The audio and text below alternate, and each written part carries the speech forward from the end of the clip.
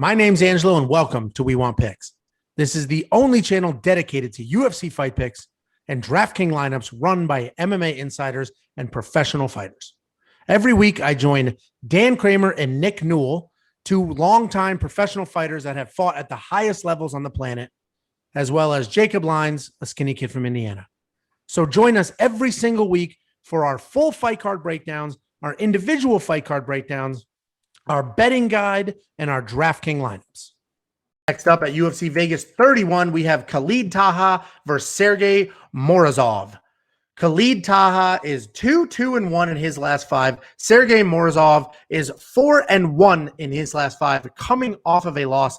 Khalid Taha, incredibly tough, and everything he does has power. Power from all angles, every strike, power, power, power. He is a kickboxer. He switches up his stance. He has very solid speed. He comes forward and he's not afraid to engage, but he is a good grappler. He just doesn't have great takedowns. So if he gets to the mat, he's a competent grappler. He can get things done, but he doesn't really have the offensive wrestling to get it there. But again, every single thing that guy does has power behind it. Sergey Morozov. Yeah, I'm getting that right. Sergey Morozov is a very good counter striker. He also has good power, and the counter striking is going to be tough for Taha because Khalid Taha comes forward. He comes forward with a ton of power. Sergey Morozov's counter striking, step back, bang, step out, boom. I think that's a really tricky matchup for Khalid. Sergey is training an American top team, so as Dan would tell you, you know he's very, very prepared, and he's training with some of those killer wrestlers there. He also has his own power, and he's good at everything on the mat. Good offensive wrestling, good defensive wrestling, very slick jiu-jitsu. I think Sergey's going to get this done. I have Sergey as my underdog. I already put a money line bet on him. I like him in DraftKings as well. And the reason I like Sergey in this fight is because I think he can sucker Khalid into a stand-up sort of heavy power type exchange, catch him with the counter striking, or drop and shoot his own takedown. I don't think it's going to be very hard for him to get Khalid to overcommit to the striking. And once he overcommits, Sergey's going to do whatever he wants to do.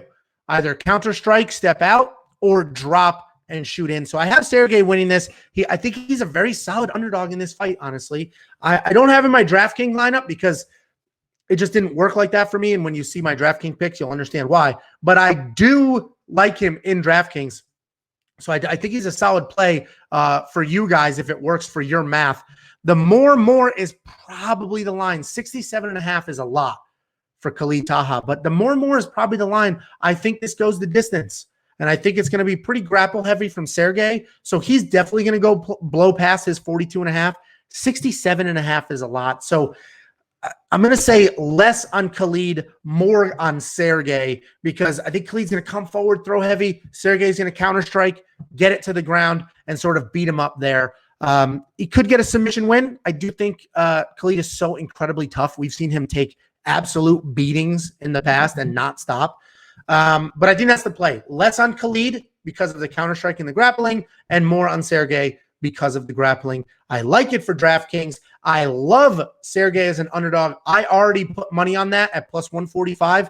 If you can get better odds, if you think that this line's going to go your way, jump on it. I don't. I think most people are going to start thinking along the lines of me. Money's going to come in on Sergey, and his odds are going to go the other direction. Jump on that now at wewantpicks.com/bets.